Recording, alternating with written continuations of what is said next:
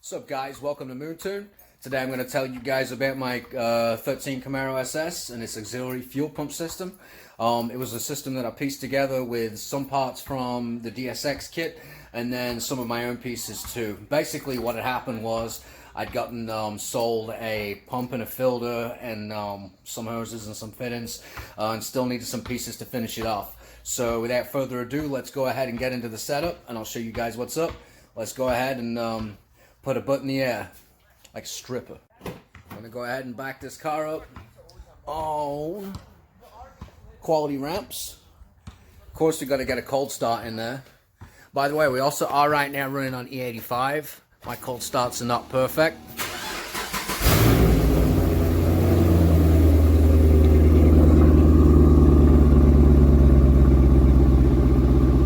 Alright, so we're backed up on the lift. Pop the hood. Very hard to do this with one hand. Basically, in the heart of the system, we have it's actually in there really good. We got a hub switch. Now, with my fuel pump, I basically have the Z01 fuel pump with the tuned FSCM. Hopefully you guys know what that is. On E85, it starts to lose fuel pressure right around like 100 kilopascals or atmospheric. So I have this hub switch set to come on at 1 fart above atmospheric, so like maybe 105 kPa, and that hub switch is kicking on that second pump. It's plumbed into my vacuum tubing, which it's pretty ghetto. But anyway, the power goes to that block, and it's grounded somewhere. I don't remember where I grounded it, but it is grounded. Let's go ahead and take a look under the car. Okay, we're under the car, and we're on the driver's side. Since mine's a convertible, I have these support braces, and they don't have those on the manual. Not on the manual, on the hardtop. But anyway, here's my fuel pump. That is the fuel filter. We got an 8-AN line, and it runs back underneath that support brace. Goes into the tank that I'll show you in a bit. The other line is up there.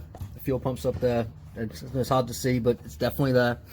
I attached it using a piece of angle iron and the 2 clamps that were there with a rubber isolator. The pump's actually fairly quiet. We'll go ahead and move around the other side of the car, and we can show you how it looked there. So we're over on the other side of the car now, and we have DSX tuning. Hold on, let me fold the one. There it is. There's the T. I bought this T from DSX Tuning. It clips in. Basically, there's a tube that runs to the front of the car, and then there's another one that runs into the fuel tank, and it clips in between with the quick snaps. And then it's got a 6-AN connector, which it was $100 after shipping, which I thought was pretty expensive for one, basically an AN piece. But I could have pieced it together for cheaper, but I wanted a one-piece unit, so that's just the way it is. The fuel lines, well, the one feed line runs into it, and then as we go back there, we tap into the tank. Let's go ahead and look at the tank. Forgive me as I position myself. I don't really want to be under this car that much, but let's take a look. There's the connection that goes into the tank. We have a few AN fittings. That is not the original connector into the tank. The original connector actually leaked on me. So it's not cool. So what I ended up doing was putting an 8-AN bulkhead in the tank. I'm going to go ahead and get up from underneath the car, and we shall talk about the leaks and how they were fixed. Alright, so this, if we can focus, was the original piece that was supposed to go into the tank. Basically, I was supposed to drill a hole in the tank using a specific size drill bit and a specific size tap, of which I did, and did very kind of shitting myself because it seems like a janky thing to do. And I know that plenty of people have had issues or have not had any issues putting this fitting in the tank. I wasn't so lucky. I'm definitely, if it's gonna leak, it's gonna do it to me. It wouldn't be the first fuel tank replacement I've had to do on this car. Come on, can we focus, please? There we go. So basically what you were supposed to do was drill, tap the tank, and then put some shit, whatever the hell it was, on that, and screw it in to the tank. When I did that, it leaked. Now, lucky for me, I've actually tapped, cut the fuel hatch already when I put my Z01 fuel pump in, so getting on the other side of the tank wasn't a problem. And what I found was that the inner lining of the tank had kind of pushed in slightly, or pushed, outwards from the drill hole, and it was able to leak there.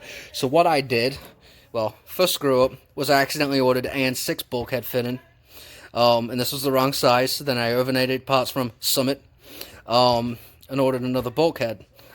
Basically, I'm going to pause this while I unscrew.